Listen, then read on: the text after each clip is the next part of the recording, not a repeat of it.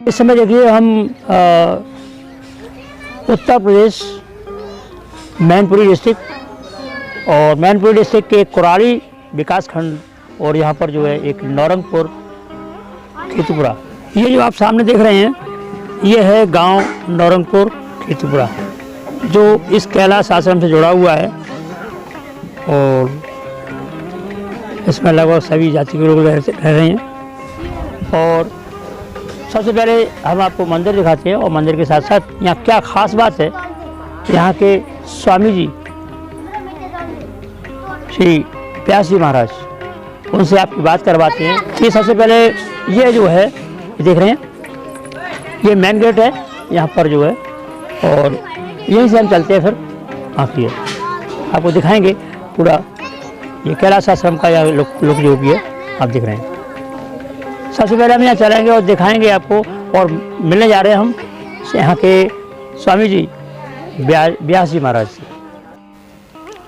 यह स्थान है सत्य श्री कैलाश आश्रम, जिसकी स्थापना लगभग 80 वर्ष पूर्व स्वामी अकर्तानंद स्वामी जी द्वारा की गई। अनेक संत आए मगर एक चमत्कारिक व्यक्तित्व वाला ऐसा व्यक्ति आया जिसको यहाँ की धरती भा गई, यहाँ के लोग भा गए, यहाँ के जनमानस को बहुत प्रभावित किया। सहज में ही गांव वाले उनके भक्त बन गए। नाम था स्वामी विश्वेश्वरानंद व्यास जी। बहुत छोटी अवस्था होने पर भी स्थिर और गंभीर स्वामी अकर्तानंद जी से दीक्षा ली और जुट गए मानव सेवा में। गीता, रामायण और अन्य ग्रंथों में महारत हासिल की और भागवत प्रवचन के द्वारा लोगों के जन जीवन को संवारा। आज हमें ये जानना है कि वे कौन सी प्रक्रिया अपनाते हैं जिससे धर्म ग्रंथों के लंबे चौड़े व्याख्यान लोगों के दिलों में सहज ही उतर जाते हैं।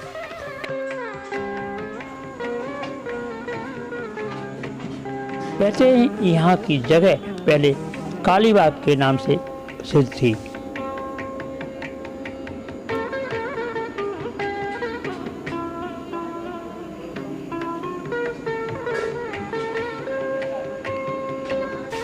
आज भी यहाँ काली माता की प्राचीन मूर्ति स्थापित है।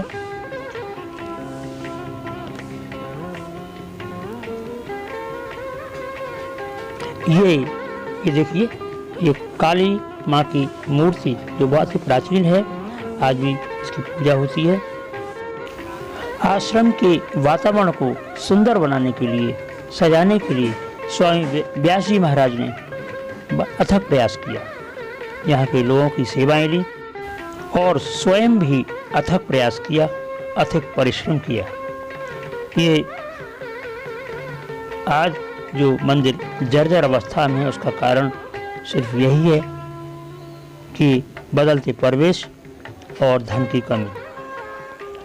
ये देख रहे हैं आप सामने, ये स्वामी अकर्तानंद जी की मूर्ति है जो कि स्वामी विश्वेश्वरानंद जी के गुरु थे।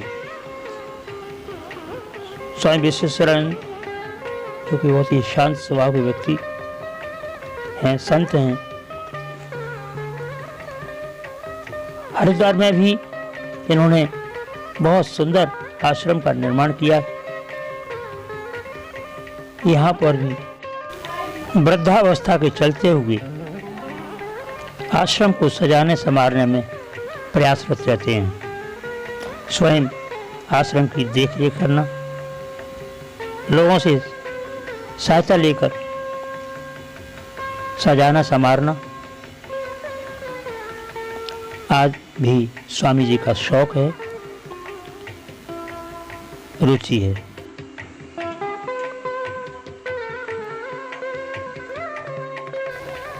प्रकृति से विशेष प्यार है, तभी तो आश्रम के आसपास हरे भरे वृक्ष हैं, हरियाली है, चारों तरफ हरियाली। देखिए, ये स्वामी विश्वेश्वरानंद जी की प्रकृति प्रेम को दर्शाता है। हरियाले, हरे भरे खेत ये आश्रम के ही हैं। स्वामी जी इनमें खेती कराते हैं और इनसे जो भी धन अर्जित होता है वो आश्रम की सजाने समारोह में लगाते हैं। बहुत सुंदर सुंदर वृक्ष देखिए। आज मंदिर का पुनरुद्धार चल रहा है। अपने निर्देशन में सारा काम करा रहे हैं। वृद्धावस्था के होते हुए भी सारा दिन सारा समय अपना मंदिर निर्माण मंदिर के पुनरुद्धार में ही लगाते हैं। लोगों से राय लेते हैं, लोगों से राय देते भी हैं। स्वयं हर कार्य को अपनी देखरेख में कराना चाहते हैं, जिससे कि आगे भविष्य में सब कुछ ठीक रहे।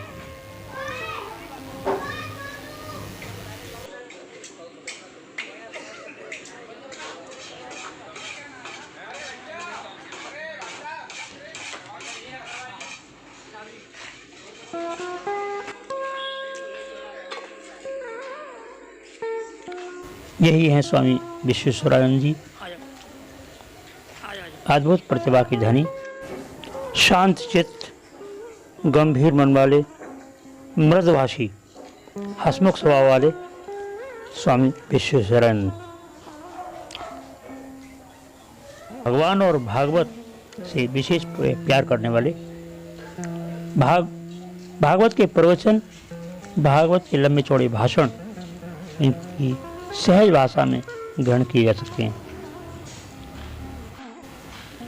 आज हमें ये जानना है कि वे कौन सी प्रक्रिया अपनाते हैं, जिससे कि धर्म ग्रंथों के लंबे चौड़े व्याख्यान लोगों के दिलों में सहज ही उतर जाते हैं।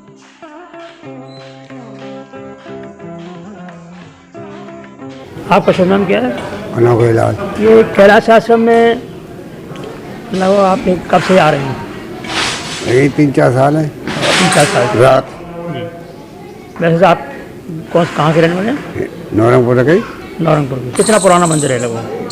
ये तो हमारे जन्म से पहले तो यहाँ की देखभाल आप करते हैं? हाँ। क्या क्या देखना पड़ता है आपको? कुछ नहीं, यही देखभाल और सफाई, खाना पीना बनाना। इस समय देख रहे हैं जो अब ये आश्रम जो है पुनरुद्धार हो रहा है, मतलब टूट करके दोबारा सब बन रहा है। हाँ, बन रहा है। तो ये मतलब इसमें योगदान सबसे बड़ा किसका है? अब योगदान तो सभी को ही पता होगा। अच्छा, तो यहाँ का गांव का क्या माहौल है? वो ठीक है, लड़का आ जा शाम को आरती कराता है। पहले तो कहते हैं कि बहुत भीड़ रहती थी, वो रहते थे और आते थे सब लोग, है ना? तो वो तो वहाँ पे तो भीड़ आती है। इसके अलावा भी और अब इस समय जो है आना जाना रहता है गांव वालों का? बहुत कम। क्या कारण है? कारण कहा है, आप जानते ही हो, कई गाँव धार्मिक कार्यों के लिए लोग समय नहीं निकालते, है ना? हाँ, तो धर्म में रुचि, लोगों की रुचि कम हो गई है, ऐसा कुछ है ना? रुचि कहा अपने धंधे ही है रे लोगों ने कहे। चलो, बहुत अच्छी बात है।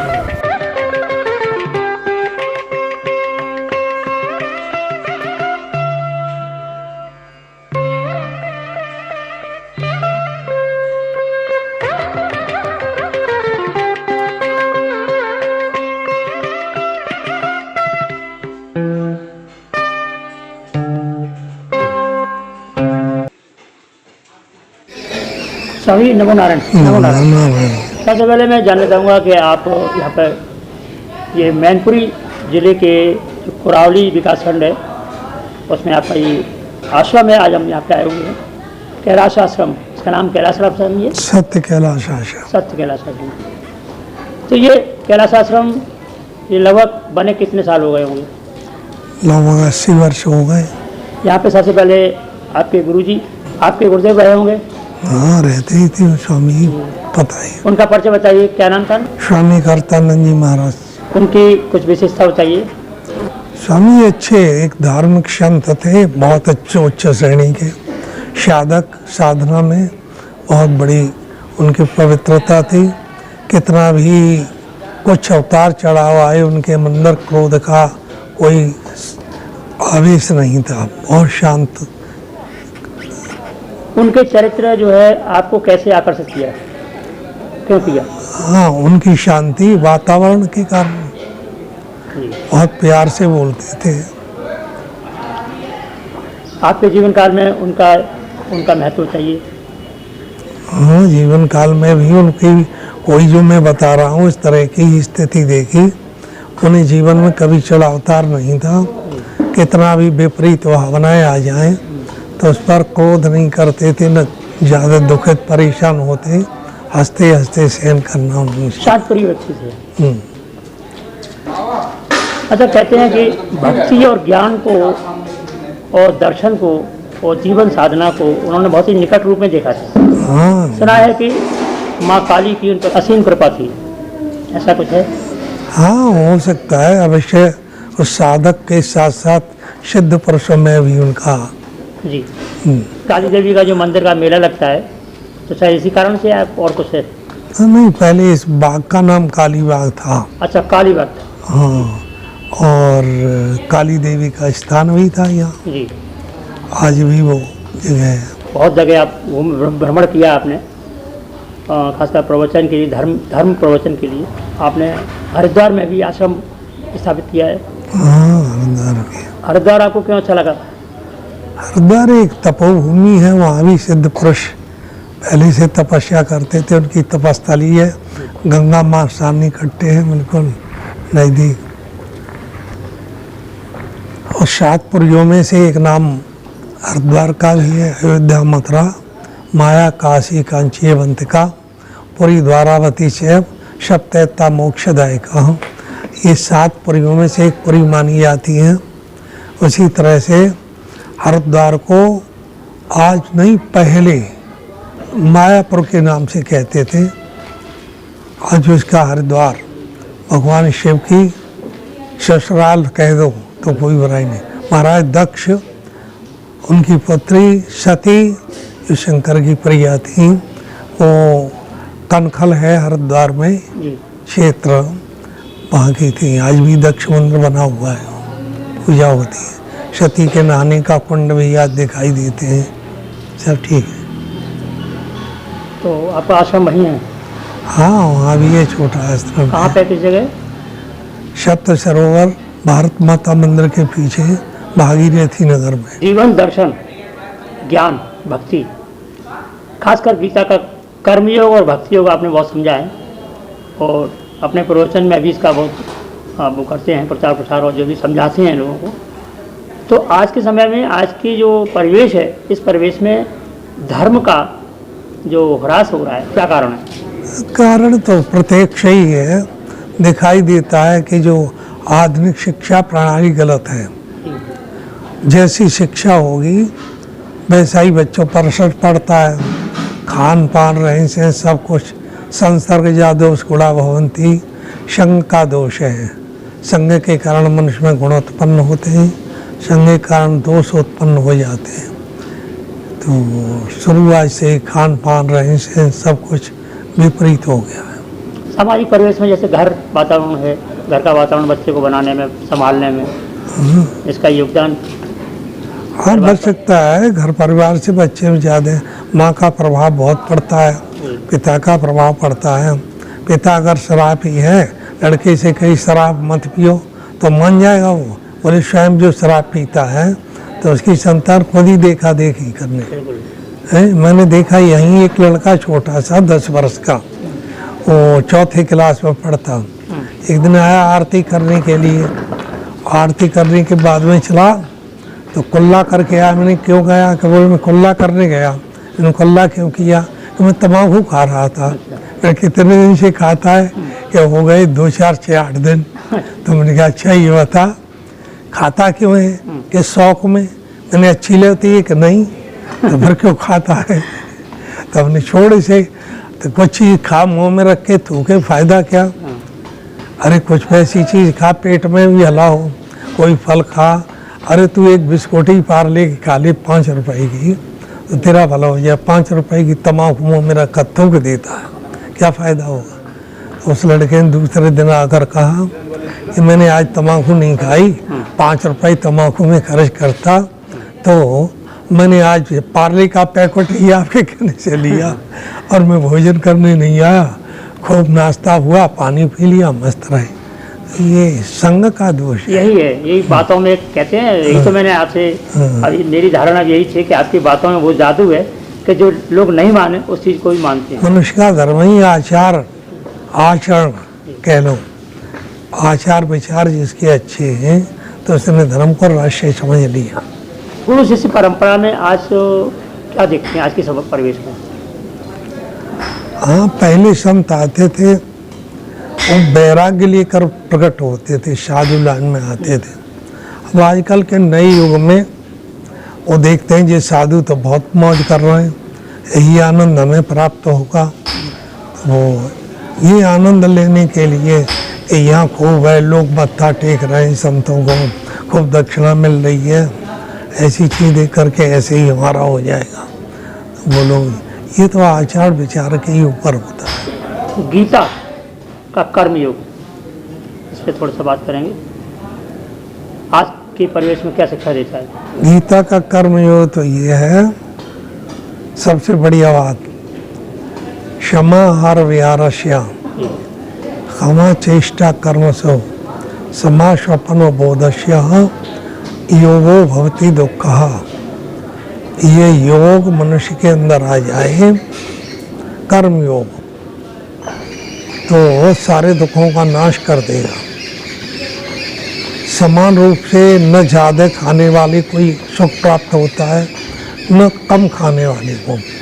इसलिए समान रूप से जो आहार विहार, चलना फिरना, समा आहार विहारस्य समा चेष्टा करना, समान रूप से चिंतन करना, और कर्म सो उसे कर्म भी करना चाहिए उसके संबंध में सोचकर।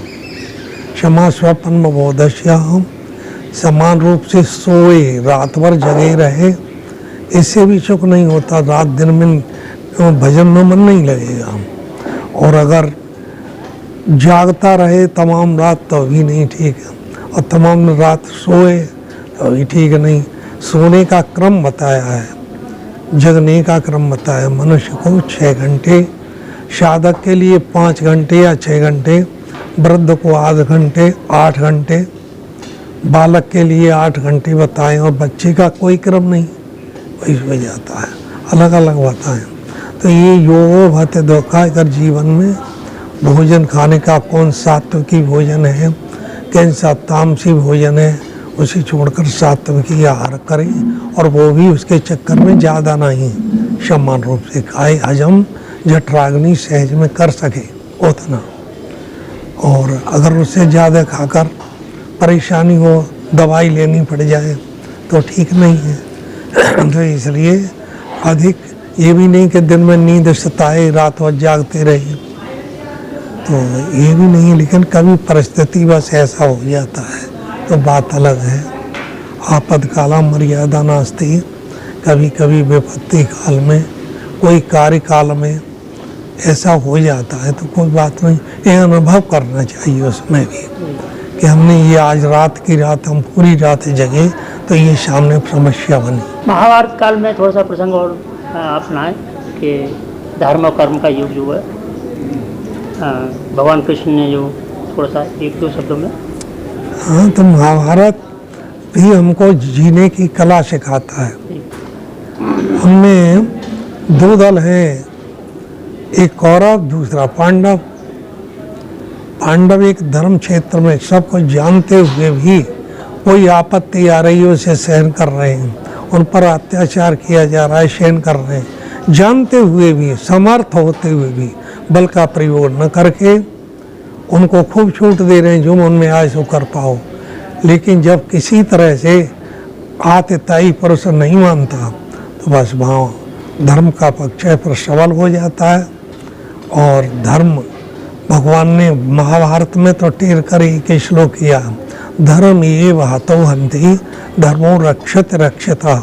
जो धर्म की रक्षा करता है तो धर्म उसकी रक्षा करता है, जो धर्म का हनन कर देते हैं तो धर्म से गिर जाने के बाद उसकी मृत्यु सन्निकटा नज़दीक आ जाती है। आतताई का जीवन ज़्यादा नहीं, 10 वर्ष है। शायद पांडव 12 वर्ष वनवास बिता के आए, 13वां वर्ष अज्ञातवास बिता के आए, तो उनका तो आतंक बढ़ ही चुका था, फिर भी उनका हिस्सा न देने के कारण। इसलिए हमें शिक्षा ये देता है, जीने की कला सिखाता है महाभारत, और ज्ञान देता है हर तरह का कि ऐसा किया पांडवों ने तो क्या होगा, ऐसा किया दुर्योधन आदि कौरवों ने तो क्या हुआ। उनके 101 पुत्रों में एक ही पुत्र बचा और इधर 5 में से एक भी नहीं घटा, 5 के 5 बने रहे। तो धर्म की रक्षा करने वाले।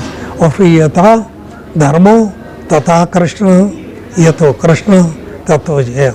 जहाँ भगवान श्री कृष्ण होते हैं किस ओर, जहाँ धर्म होता है, और जहाँ कृष्ण होते हैं वहाँ विजय अपने आप हो जाती है। स्वामी भगवान- कृष्ण की बात की तो कृष्ण आज के युवाओं के लिए प्रेरक कितने हैं और कहाँ तक हैं? मतलब जो उनकी प्रेरणाएं तो बहुत हैं, लेकिन आजकल जो लेकिन आजकल जो है उसे न देख करके कुछ और देख रहे हैं। हाँ बिल्कुल। अब जैसे मान लो उन्होंने भगवान राम की तुम ले लो, कृष्ण की बात तो छोड़ दो। भगवान राम के चरणों का एक जादू था, जिसे लगते ही अहिल्या पत्नी पत्थर हुई पड़ी थी। महाराज गौतम की पत्नी अहिल्या, तो उनके चरण छूते ही एक सुंदर नारी बनी। उधर ऋषियों के पुत्र थे, उन पुत्रों को ये इच्छा हुई कि भगवान के चरणों में ऐसा कोई जादू है कि जिससे छूते ही पत्थर स्त्री बन जाता है। तो चलो हम सहज में ही हमारे प्रभु आश्रम पर जरूर आएंगे, उनके चरणों में एक पत्थर छुआ देंगे, एक पत्नी का लाभ सहज में ही प्राप्त हो जाएगा। तो वो बात चाहना थी पत्नी मिले, आज के युग में भी और पहले चली आई, सुंदर मिले, गोरे रंग की मिले, पत्थर भी छांट कर सुंदर सुंदर अच्छे गोरे रंग के लाए। लेकिन भगवान ने जब सीता हरण में विलाप किया तो सारे ऋषि पुत्रों को ज्ञान हो गया, भाई हम लोग जो जिस मार्ग पर जा रहे बड़ा खतरनाक है। क्यों? ये यहाँ तो प्रत्यक्ष है कि जब राम की सुंदर पत्नी राम रक्षा नहीं कर पाए, उनकी पत्नी का हरण हुआ, साक्षात राम की पत्नी का, और सीता शक्ति स्वरूपा सुंदरवती होने पर भी हरण एक मनुष्य के द्वारा की जा सकती है। तो हम लोग तो एक साधारण है, ऋषि पुत्र हैं, हम लड़ाई झगड़ा भी नहीं जानते, हमसे तो कोई छीन लिएगा। राम राम ये तो बौद्ध धर्म का पथ है, इसे दूर से ही त्याग करते हैं। इस राम के उपदेश को जो है उन्होंने हृदय में धारण किया कि अब विवाह नहीं करेंगे, विवाह की चेष्टा उन्होंने खत्म कर दी।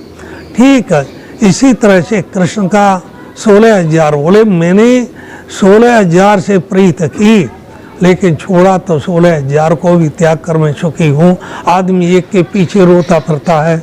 तो ये उनके उद्देश्य, उनके विचार समझिए तो बहुत अच्छा है। और आज के भी तो जीवन में उपदेश है उनका, लेकिन उपदेश समझना चाहे तब तो लोग उसका गलत आंसर निकालते हैं। भगवान ने 16,100 कन्याओं को भौमासुर की कैद से मुक्त किया, उन सब ने ही उनकी शरण ग्रहण की। तो उन्होंने शरणागत थी, ये भी थोड़ी कह सकते हैं कि 16,000 साथ भोग किया। अरे वो तो ये सबको बैठ के भोजन करा रहे हैं और अपना साथ बैठ कर भोजन कर रहे हैं, तो अभी तो कहेंगे भोग किया, संग भोजन कर रहे हैं सब। तो ये अपनी अपनी दृष्टिकोण बन गया, उसके अनुसार उसमें दोष और गुण देखते हैं। बहुत बहुत धन्यवाद स्वामी, आपसे ज्ञान मिला। नमो नारायण स्वामी। नारायण जी।